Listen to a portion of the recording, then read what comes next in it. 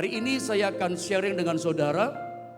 Saya akan berbagi sebuah pengajaran firman Allah yang saya berikan judul Perhatikanlah Keadaanmu. Mari kita baca ayatnya Hagai pasal 1.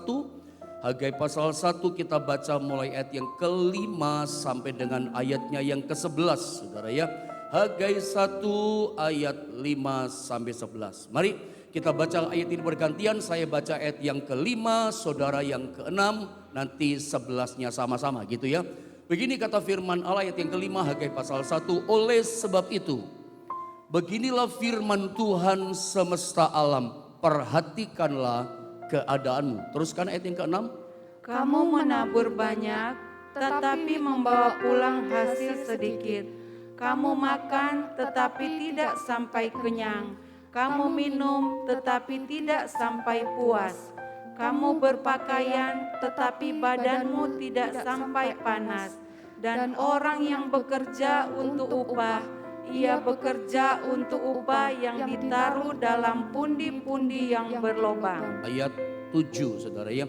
Beginilah firman Tuhan semesta alam, perhatikanlah keadaanmu. 8 terus.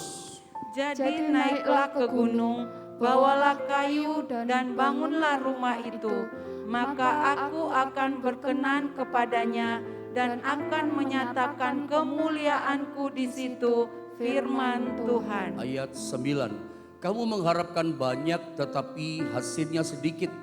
Dan ketika kamu membawanya ke rumah, aku menghembuskannya. Oleh karena apa? Demikianlah firman Tuhan semesta alam. Oleh karena rumahku yang tetap menjadi reruntuhan, sedang kamu masing-masing sibuk dengan urusan rumahnya sendiri. 10 teruskan. Itulah sebabnya langit menahan embunnya dan bumi menahan hasilnya. Ayat 11 sama-sama kita baca saudara ya, 2, 3. Dan aku memanggil kekeringan datang ke atas negeri, ke atas gunung-gunung, ke atas gandum, ke atas anggur, ke atas minyak, ke atas segala yang dihasilkan tanah, ke atas manusia dan hewan, dan ke atas segala hasil usaha. Saudara yang dikasihi Tuhan Yesus Kristus, berita dari firman yang barusan kita baca, kalau saya boleh bilang sama saudara, ini merupakan pesan Tuhan yang penting buat kita semua. Saya ulang, berita firman dalam kitab Hagai yang barusan kita baca, ini merupakan pesan Tuhan yang penting buat kita, yang harus kita pahami, yang harus kita mengerti, ya, yang harus kita perhatikan baik-baik supaya apa? Supaya begini, supaya sepanjang tahun 2022 ini, supaya hari depan di depan kita dengan begitu hebat dan luar biasanya, Tuhan itu menopang gitu kehidupan kita. Kehidupan kita nggak los, nggak lepas ya dari kuasa Tuhan. Sebab itu perhatikan pesan Tuhan ini baik-baik. Nah, inti dari ayat-ayat yang barusan kita baca, isi beritanya dari Hagai pasal 1, dari ayat 1 sampai turun ke bawah dan seterusnya. Intinya begini, umat Tuhan sedang mengalami kekeringan. Umat Tuhan sedang mengalami satu keadaan yang saya beri nama, saya sebut begini, satu realita pengalaman hidup yang salah gitu ya. Pengalaman hidup yang mereka alami gak benar, gak semestinya gitu. Orang dunia nggak ngalami ini, tapi umat Tuhan ngalami ini. Mengalami sebuah pengalaman hidup yang tidak semestinya. Mengalami sebuah realita hidup yang tidak benar. Realita hidup yang salah. Apa sih maksud saya? Umat Tuhan, umat Israel mengalami pengalaman hidup yang tidak semestinya, yang salah. Hagai pasal 1 ayat 6 dan 7. Coba saya baca pelan-pelan. Karena begini ya. Kitab Hagai ini menurut saya cukup berat untuk dipahami. Makanya saya pagi ini mencoba, saya berusaha menjelaskan kepada saudara semampu saya. Saya akan pelan-pelan menyampaikan sama saudara untuk saudara bisa menangkap. Ini pesan Tuhan yang penting gitu loh. Untuk kita perhatikan supaya apa? Supaya dengan hebat Tuhan menopang perjalanan hidup kita. Karena itu terjadi pada bangsa Israel. Kita koreksi, jangan terjadi sama kita. Makanya kita mesti perhatikan pesan firman yang penting ini. Ya, apa yang pertama kita pelajari? yang terjadi pada satu kenyataan hidup yang gak semestinya. Harusnya umat Allah gak ngalami gini gitu loh. Tapi realita yang salah, yang tidak semestinya justru umat Tuhan alami. Apa yang dialami mereka yang saya beri nama realita hidup yang salah, yang gak semestinya. Dikatakan ayat yang ke-6 dalam Hagai 1. Kamu menabur banyak, lihat ayatnya ini, tetapi membawa pulang hasil sedikit. Ini kan gak semestinya begitu. Di dunia ini yang kita pahami, orang menabur banyak, ya hasilnya banyak. Menabur banyak di dunia ini yang kita mengerti, ya menuainya pasti banyak. Ini namanya gak semestinya, realita yang harusnya gak dialami gitu loh. Ini sebuah realita yang salah, pengalaman hidup yang salah, kenyataan hidup yang salah yang dialami oleh orang Israel. Menabur banyak yang kita pahami harusnya menuainya banyak. Bahkan kita tahu dalam teori pertaniankah itu, dalam teori tumbuh-tumbuhan para petani itu kalau menaburnya satu biji misalnya jagung, satu biji padi ditabur sama petani, itu menuainya bisa beratus-ratus biji jagung dan biji padi. Kalau misalnya petani menabur satu, menuainya satu. Oh, saya yakin gak ada orang itu mau jadi petani. Menabur satu, menuai satu. Hukum tumbuhan, hukum pertanian, menuai itu selalu hasilnya lebih banyak daripada yang ditabur. Itu hukumnya. Itu semestinya sebenarnya seperti itu. Yang namanya menuai itu lebih banyak daripada yang ditabur. Tapi ini kebalikannya. Ini tidak semestinya. Ini sebuah pengalaman hidup yang salah. Realita hidup yang salah yang dialami oleh umat Allah. Apalagi dikatakan, kamu makan tetapi tidak sampai kenyang. Loh. Ada apa ini Israel umat Allah? Harusnya pastinya begini. Makan ya pasti kenyang dong hasilnya. Ini makan tapi tidak bisa kenyang. Ini namanya ada sesuatu yang salah. Ini namanya realita yang gak betul, yang gak semestinya. Di mana-mana yang kita tahu di dunia ini, orang makan ya pasti kenyang dong. Tapi ini kenapa gak kenyang? Apalagi kita dapatkan, kamu minum tetapi tidak sampai puas. Ada apa ya Israel? Minum, dahaga gak hilang. Minum tapi tetap rasa haus masih ada. Nggak semestinya kan. Ini sebuah pengalaman realita hidup yang salah. Ada apa gitu. Kamu berpakaian, saya lanjut. Tetapi badanmu nggak sampai panas. Tetap dingin. Pakai baju, robekkah bajunya? Atau nggak punya baju, nggak punya mantel. Sampaikah seperti itu umat Allah? Berpakaian pakai baju tapi nggak panas, tetap dingin, tetap nggak nyaman, tetap nggak enak tubuh badannya, suhunya dan seterusnya.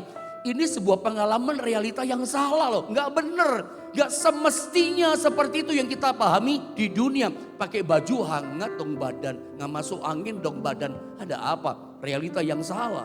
Terus dan orang-orang yang bekerja untuk upah, semua orang bekerja untuk upah, untuk hasil, untuk bayaran. Ia bekerja untuk upah ya, yang ditaruh dalam pundi-pundi yang berlobang. Kita mulai masuk pundi-pundi berlobang. Kerja untuk upah tapi gak ada hasil. Kerja keras saudara dari pagi sampai malam. Tapi gak menikmati kerja kerasnya. Upahnya ada, income-nya ada, pemasukannya ada. Uang gaji ada. Tapi gak bisa menikmati uang gaji. Uang gajinya bocor. Uang gajinya, upahnya ibaratnya Alkitab gambarkan ditaruhnya dalam pundi-pundi berlobang. Langsung bocor, langsung keluar. Begitu masuk, jos keluar. Ada saja biaya pengeluaran. Nanti anak sakit, nanti ada kecelakaan butuh pengeluaran. Nanti ada biaya ini, nanti membengkak ini. Loh kok ada saja ya?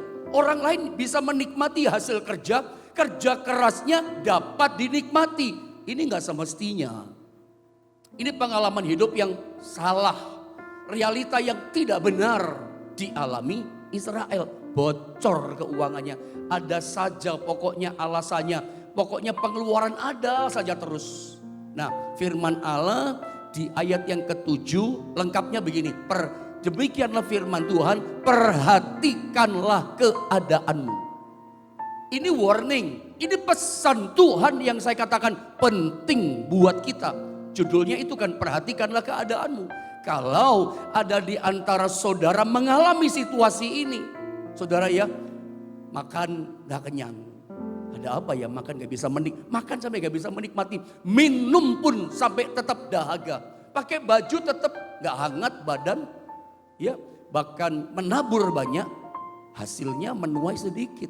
Bahkan kerja keras, kita gak bisa menikmati kerja keras kita. Dari pagi sampai malam kerja, gak nikmati, malah kekurangan, bocor pemasukan kita. Apalagi kalau kita lihat ayat yang ke-9, saudara perhatikan ayat 9. Ya, dikatakan, ini pundi-pundi berlobang tadi lanjutannya ya. Kamu mengharapkan banyak, nah ini dia.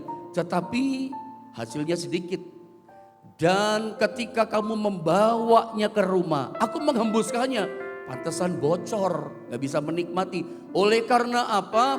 Demikianlah firman Tuhan semesta alam. Oleh karena rumahku yang tetap menjadi reruntuhan, sedang kamu masing-masing sibuk dengan urusannya sendiri. Saudara, ini yang saya katakan pesan Tuhan yang penting untuk kita perhatikan. Dikatakan kalau Anda mengalami seperti ayat yang ke-5, ayat yang ke-6, ayat yang ke-7, bahkan mengalami juga ayat yang ke-9, yang mengharapkan banyak hasil sedikit. Begitu upahnya kita bawa ke rumah sudah bocor, kita nggak nikmati kerja keras kita, istri nggak nikmati. Sampai seperti itu ya. Sampai anak-anak kita, keturunan kita pun nggak nikmati kerja keras kita, seorang papa, seorang suami. Nggak nikmati keluarga kita. Ada apa? Kalau ada di antara saudara pagi ini benar-benar itu adalah saudara yang alami. Saya pendeta alami ini. Keluarga saya ngalami. Pekerjaan saya ngalami ini. Gak nikmati kerja keras. Nabur banyak hasil gak ada. Kerja keras tapi hasil gak dinikmati. Bahkan kekurangan ya. Sampai makan tetap lapar. Minum pun tetap haus. Baju tetap gak bisa kita nikmati dengan tubuh kita. Dan segala macam. Kalau ada di antara saudara ngalami seperti ini. Nah ada pesan Tuhan yang penting buat kita. Ya supaya lihat ayat yang ke-5. Supaya kita mengalami realita yang benar.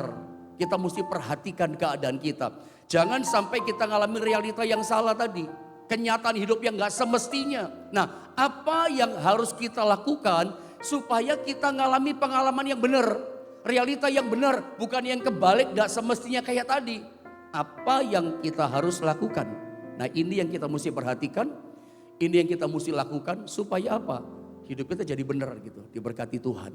Supaya betul-betul bulan Februari sepanjang bulan ini, bahkan sepanjang tahun dengan hebat, dengan luar biasa, Tuhan menyertai, menopang kehidupan kita. Lihat apa yang kita mesti perhatikan, yang kita lakukan. Kita sama-sama lihat di ayatnya yang ke-5, saudara, ayat yang ke-5. Mari sama-sama kita baca di ayat yang ke-5. Hagai 1 ayat yang ke-5. 1, 2, dan 3. Oleh sebab itu beginilah firman Tuhan semesta alam. Perhatikanlah keadaanmu. Tuhan bilang perhatikan keadaanmu. Jadi kalau ada di antara saudara mengalami realita ini, pesan Tuhan yang penting yang harus kita perhatikan begini. Hei umatku, perhatikanlah keadaanmu. Nanti saya mau terangkan sama saudara, apa maksud Tuhan, ini tegurannya, koreksinya, sekaligus solusi buat kita. Tuhan katakan lewat firman, lewat Nabi Hagai, hai umat Allah, Hagai berkata kepada umat Allah Israel, perhatikanlah keadaanmu. Saya mau tunjukkan lengkap saja dulu ya, saya gak sempat tulis ayatnya. Tapi saya ingin multimedia menyediakan saya ayat yang ke-10. Ayat 10 dan ayat yang ke-11. Atau ayat yang ke-8 boleh tunjukkan dulu ayat 8. Saya ingin lihat ayatnya dulu ayat 8, 9, 10, 11. Ayat 8 boleh? Ya. Ayat 9 kalau begitu. 9 kita perhatikan saudara ya. Kamu mengharapkan banyak tapi hasilnya sedikit. Dan ketika kamu membawanya ke rumah, aku menghembuskannya. Oleh karena apa? Demikianlah firman Tuhan semesta alam. Oleh karena rumahku yang tetap menjadi reruntuhan. Sedang kamu masing-masing sibuk dengan urusan rumahnya sendiri. Lihat ayat 10. Lihat ayat 10 saudara ya. Itulah sebabnya sampai ngalami seperti ini ya. Langit menahan embunnya. Dalam Alkitab, embun itu bicara berkat, tapi embun juga bicara kebahagiaan. Saya tanya sama saudara, adakah embun dalam rumah tanggamu? Kebahagiaan itu loh. Damai sejahtera sorga, ada gak embunnya dalam rumah tanggamu? Setiap bangun pagi hari ini, adakah embun, adakah sukacita, adakah bahagia dalam rumah tanggamu dan dalam hidupmu? Ada embun atau tidak? Dan bumi dikatakan apa? Menahan hasilnya. Wih, sampai berkat itu ditahan loh sama bumi. Apalagi ayat 11 dikatakan begini. 11, lihat ayat 11. Saya baca ya. Dan aku memanggil kekeringan, mengerikan ya. Datang ke atas negeri, realita yang salah juga. Gak harusnya ngalami begini. Ke atas gunung-gunung, kekeringan terjadi. Ke atas mana lagi? Ke atas gandum, ke atas anggur, ke atas minyak, ke atas segala yang dihasilkan tanah. Semua pekerjaan, kekeringan, gak ada berkat, gak ada rezeki. Kering saudara ya, embun gak turun, berkat dari surga gak turun. Apalagi ke atas manusia, manusia pun kekeringan saudara ya. Dan hewan, dan ke atas segala hasil usaha. Hasil usaha apapun, hasil pekerjaan apapun mengalami sebuah realita yang salah. Semuanya seperti itu. Coba biarlah ini kita perhatikan pesan Tuhan. Adakah di antara saudara sedang mengalami realita, mengalami ini yang tidak semestinya, yang tidak seharusnya kita alami. Anda dan saya anak-anak raja, kita umat Allah. Tidak semestinya dong saya katakan kita mengalami pengalaman model kayak begini. Ini sebuah realita yang tidak benar, realita yang salah. Harusnya enggak kita alami. Sampai kekeringan, sampai langit menahan embunnya. Sorga tidak kasih bahagia sama kita. Makanya saya kembalikan sama saudara, ada embun gak pagi ini waktu kita bangun? Ya, atau kering rumah tangga kita? Ya, orang tua sama anak, suami dengan istri, hubungan keluarga, famili dengan yang lain, ada embun tidak? Atau kering? Sudah keluarga kering suasananya, semua hasil yang kita kerjakan kering juga. Karena pekerjaan menahan hasilnya, semua ngalami kering. Waduh saudara ya, pantesan di ayat awal tadi katakan menabur hasil sedikit. Makan gak kenyang, minum tetap dahaga. Pakai baju gak hangat. Kayaknya udah gak punya baju saudara ya. Betul-betul kekurangan, betul-betul kering rumah tangga ini. Kalau ada di antara saudara mengalami seperti dari ayat-ayat yang barusan kita baca ini pesan penting buat saudara, pesan penting buat saya juga untuk kita perhatikan. Supaya apa? Supaya yang terjadi begini, Tuhan topang kembali kehidupan kita dengan hebat. Apa yang kita mesti lakukan? Ayat 5 tadi. Perhatikanlah keadaanmu. Nah saya mau terangkan. Karena ini kuncinya supaya kita mengalami kembali realita yang benar. Ini kuncinya untuk kita mengalami pengalaman yang semestinya hidup anak Tuhan yang benar kayak apa. Kuncinya di sini. Di mana kuncinya? Perhatikanlah keadaanmu. Lihat Hagai 1 ayat yang kelima. Saya kasih garis merah. Kata itu berkata perhatikanlah. Oleh sebab itu saya ulang sedikit. Beginilah firman Tuhan, kata Tuhan semesta alam. Perhatikanlah keadaanmu. Ada dua kata yang kita mau pelajari. Karena ini kunci untuk mengalami realita, mengalami yang benar janji Tuhan. Perhatikanlah kata pertama, nanti saya terangkan yang kedua adalah keadaanmu. Perhatikanlah dan keadaanmu. Mari kita belajar yang pertama, saya mau terangkan, saya coba kata perhatikanlah. Dalam bahasa Ibrani supaya dapat makna sesungguhnya pakai bahasa asli, kata perhatikanlah disalin dengan kata sum. Bahasa Ibrani. Apa artinya sum? Artinya adalah, ini arti yang pertama, ada dua arti yang saya mau terangkan dari kata sum, kata perhatikanlah. Sum atau perhatikanlah, itu artinya ini, perhatikanlah dengan seksama, lalu tandai ada yang salah enggak dalam hidup kita. Saya ulang. Kata perhatikanlah atau sum itu artinya gini, perhatikan dengan seksama kehidupan kita. Ya, kalau ada yang salah, tandai. Kalau kita melihat begini, makan kok gak kenyang ya, minum kok kurang rasanya, masih pengen minum, yang diminum gak ada. Pengen pakai baju yang hangat, nggak punya. Kerja keras dari pagi sampai malam, dapat upah, dapat gaji, dapat income. Bagi kita cukup besar, cukup bagus pekerjaan posisinya. Tetapi begitu di tangan kita itu gaji, langsung bocor, langsung keluar, terus keluar. Keluaran untuk ini, biaya ini banyak. Tahu-tahu bulan akhir belum selesai, kita nggak bisa menikmati. Istri kita nggak nikmati, kita nggak nikmati, anak kita nggak nikmati, semua nggak menikmati.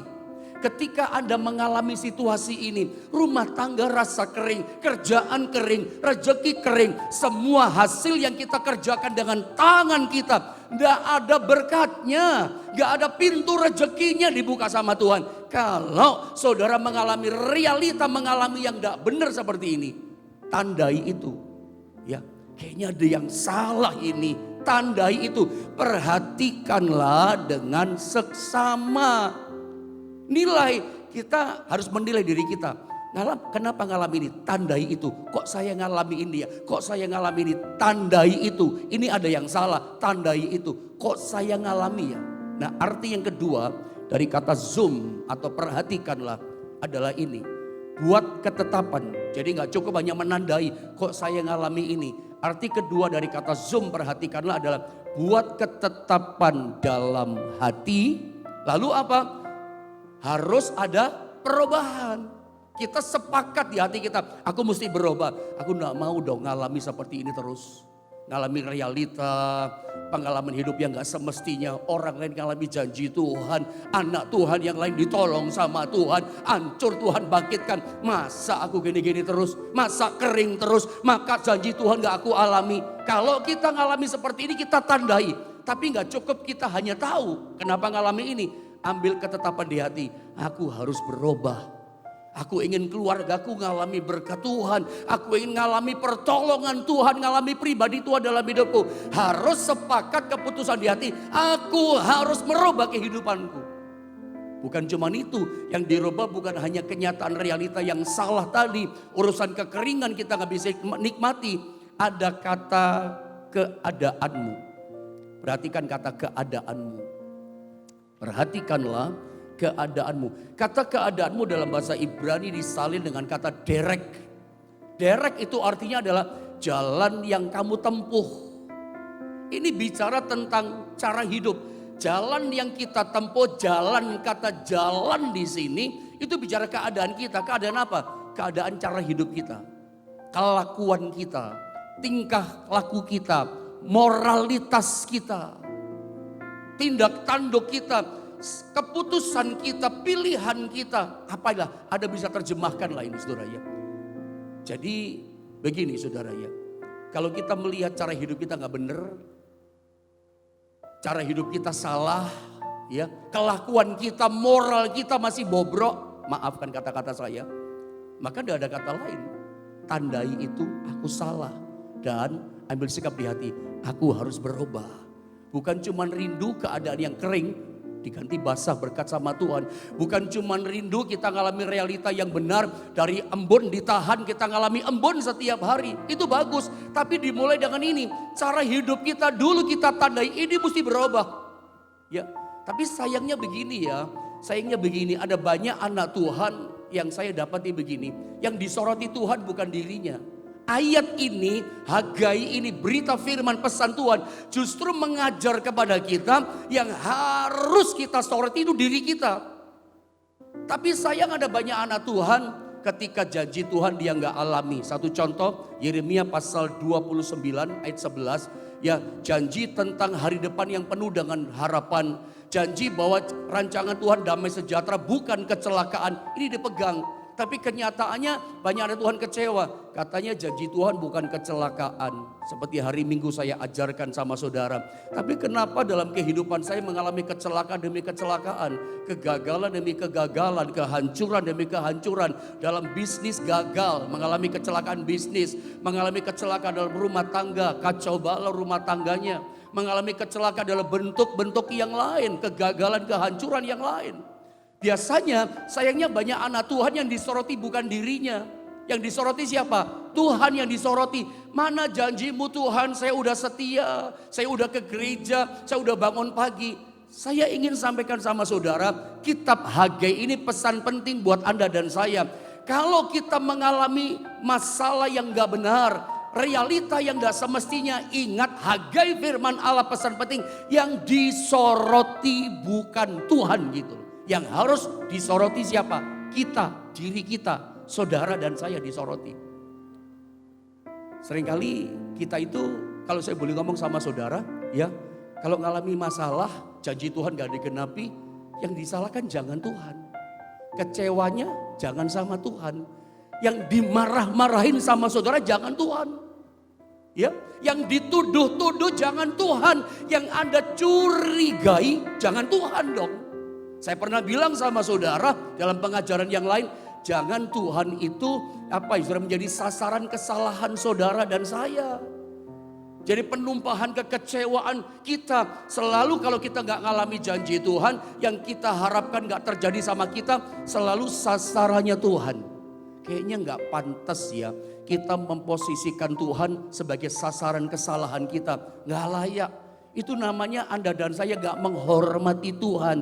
Mari pagi ini kembalikan posisi hati kita sebagai anak-anak Tuhan, menghormati Tuhan kita. Kalau kita mengalami sesuatu, realita yang gak kita harapkan, gak semestinya kita alami, ingat baik-baik, yang kita soroti bukan Tuhan, yang kita soroti siapa? Perhatikanlah keadaanmu. Jangan-jangan kelakuan kita gak betul. Karena waktu saya cepat jalan, Anda lihat saudara ya, di dalam ayat 7 dan 8. Beginilah firman Tuhan semesta alam, perhatikanlah keadaanmu. Kita disuruh melihat keadaan kita udah ngerti ya. Kita tandai, kok saya ngalami ini ya. Yang kita tandai apalagi kelakuan kita. Jangan-jangan kita belum nggak benar kelakuannya. Ada sifat kita, tabiat kita masih melanggar firman. Ya itu perbaiki, tandai dan aku mau berubah. Ya apalagi yang mau dirubah di sini. Lihat ayat 8. Ini kita mesti lakukan. Perhatikan keadaanmu dan ini kita lakukan. Sama-sama kita baca ayat 8. Hagai 1 ayat 8. 2, 3. Jadi naiklah ke gunung. Bawalah kayu dan bangunlah rumah itu, maka aku akan berkenan kepadanya dan akan menyatakan kemuliaanku di situ, firman Tuhan. Ayat ini menarik saudara ya. Naik ke gunung itu bayar harga, mendaki. Bawa kayu, untuk apa naik ke gunung bawa kayu? Dan bangunlah rumah itu, ini kita mesti lakukan. Ini kita mesti soroti dalam hidup kita. Bangunlah rumah itu, karena rumah Tuhan jadi reruntuhan. Sekarang bangun, karena rumah ternyata bicara kehidupan kita, begitu intinya dengan cepatnya. Nah, saya mau terangkan, bangun rumahmu, rumah itu. Rumah dalam bahasa Ibrani dari kata bait, bahasa Ibrani. Kalau bahasa Indonesianya bait, bahasa Ibraninya bait. Arti yang pertama dari bait adalah bagian dalam diri kita. Kelakuan tadi loh, cara hidup kita, moralitas kita, sifat kita, karakter kita. Yang kita mesti perbaiki, kita bangun kembali adalah yang dalam diri kita yang gak benar, soroti diri kita. Kenapa kita mengalami realita, mengalami keadaan yang gak semestinya, menabur banyak, menuai sedikit. Makan gak kenyang, kekurangan kita. Kerja keras gak nikmati hasil. Kekeringan terjadi sama kita, kekurangan terjadi sama kita. Alkitab katakan perhatikan keadaanmu, bangun rumahmu. Apa yang dibangun? Bagian diri kita yang di dalam ini, kelakuan kita dibangun. Cara hidup kita dibangun, kesetiaan kita, cinta kita kepada Tuhan, kasih kita, ketaatan kita. Anda yang tahu soroti dirimu, biarlah roh Allah menyoroti hidupmu, mengingatkan kita. Apa yang gak benar, ayo dibangun. Ambil keputusan, aku mesti berubah pagi ini. Kalau enggak, kering terus. Kalau tidak sepanjang tahun ini, Anda tetap saja dan tetap mengalami realita yang gak benar, yang gak semestinya gak harus Anda alami. Tapi tetap ngalami itu, kenapa? Gak mau berubah. Jangan Tuhan disalahkan, diri kita yang mesti koreksi berubah. Apalagi kata rumah bait di sini adalah keluarga kita mesti bangun. Ya, bagaimana hubungan suami istri? Kalau gak ada embun, bangun. Orang tua dengan anak bagaimana? Anak dengan orang tua hormat tidak. Rumah tangga mesti dibangun. Supaya apa? Ya embun berkat dari sorga turun sama kita. Dan kita mengalami realita yang benar. Janji Tuhan tidak ada yang tidak dipenuhi. Semuanya terpenuhi. Bagaimana caranya? Bangun diri kita. Berubah kita. Sampai kepada keluarga kita. Ini urusannya sampai keluarga loh. Kenapa berkat gak turun? Kenapa kering? Kenapa realitanya kok gak benar kayak begini saya alami? Kok gak nyaman, gak menikmati janji Tuhan sih? Keluarga kita jangan-jangan persoalannya. Anak-anak kita, suami istri. Bila setiap kali kita bangun pagi, embun, kebahagiaan, sukacita dari sorga turun sama kita. Kalau ini sudah kita bangun, keluarga kita bangun, semuanya datang kepada Tuhan, cari Tuhan, hidup kita pun kita perbaiki. Baru kemudian Tuhan berkata, ya maka aku akan berkenan, Tuhan senang ini, kepadanya dan akan menyatakan kemuliaanku. Di situ firman Tuhan. Kalau udah ngomong firman Tuhan, oh pasti digenapi. Tuhan gak mungkin ingkar janji. Kemuliaan Tuhan akan dinyatakan di situ. Di mana? Di keluarga yang dibangun. Di mana? Di diri kita yang dibangun. Di situ dinyatakan kemuliaan. Tuhan kasih kemuliaan. Sudah dengarkan pesan saya terakhir. Kemuliaan. Obed Edom itu satu keluarga. Tabut Allah, perjanjian lama itu lambang kemuliaan. Ketika kemuliaan ada di rumah Obed Edom dalam tempo 3 bulan, itu diberkati luar biasa loh. Obed Edom. Kemuliaan bicara berkat juga. Dan ingat saudara ya, konsep tentang atau prinsip tentang berkat dalam perjanjian lama, Allah mendesain berkat. Nanti Anda baca ya dalam kitab Keluaran, dalam kitab Ulangan, itu konsep berkat Tuhan di desanya bukan kita yang cari loh. Tapi berkat itu yang cari kita. Bukan kita yang memburu mengejar berkat. Konsep desain berkat dari Tuhan itu, berkat itu yang memburu kita. Masih ada waktu sedikit saja ya. Saya tadi sempat mencatat tapi gak sempat catat di ini. Coba lihat, tolong multimedia sedikit ya. Saya tertarik membaca. Saya cari sebentar ayatnya saudara ya. Dalam kitab ini saudara ya. Ulangan pasal 28 ayat 1 dan seterusnya. Ulangan 28, coba sedikit saja saudara ya, supaya Anda paham. Desain berkat itu yang mengejar, yang memburu kita. Walaupun mungkin ada waktu sedikit, tapi ini penting buat kita supaya ngerti prinsip desain berkatnya Tuhan.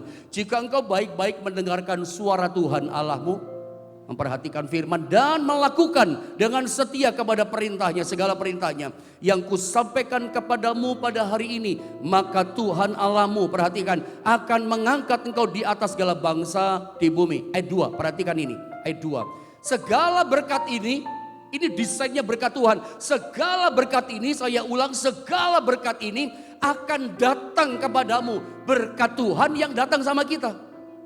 Bukan kita yang cari berkat, berkat yang cari kita. Sebab Tuhan yang kasih berkat datang kepadamu. Saudara bisa berkata amin. Berkat lo cari kita, berkat yang datang sama kita. Bukan kita cari, bukan kita memburu. Berkat yang cari memburu kita. Datang kepadamu itu berkat dan menjadi bagianmu. Apalagi jika engkau mendengarkan suara Tuhan Allahmu. Berubah kita dengar firman Allah. Apalagi ayat yang ketiga. Diberkatilah engkau di kota dan diberkatilah engkau di ladang. Terus ayat yang keempat. Diberkatilah buah kandunganmu, hasil bumimu dan seterusnya. Semua kita kerjakan diberkati. Bukan kita yang kejar-kejar berkat. Ibaratnya begini ya. Kalau kita bangun diri kita, bangun keluarga kita. Bukan Anda yang cari berkat. Berkat yang cari saudara. Ini firman yang bilang. Desain berkatnya Tuhan itu bukan dicari, bukan dikejar. Itu berkat Tuhan yang datangkan sama saudara. Makanya berkat Tuhan buat anak-anaknya tidak akan lari kemana. Berkat yang memang Tuhan beri khusus buat saudara. Saudara akan terima. Kapan Anda terima? Waktu engkau dengan taat setia melakukan segala perintah Tuhan. Dan ini perintahnya buat kita. Jangan soroti Tuhanmu, soroti diri kita. Bangun kelakuan kita yang gak benar. Ternyata kita mengalami realita yang salah, itu kelakuan kita yang gak benar. Jangan salahkan Tuhan, jangan hanya tuduh kecewa sama Tuhan. Sekarang kita berubah, bangun keluarga kita, hidup kita. Maka embun dan berkat Tuhan tercurah dalam hidup kita.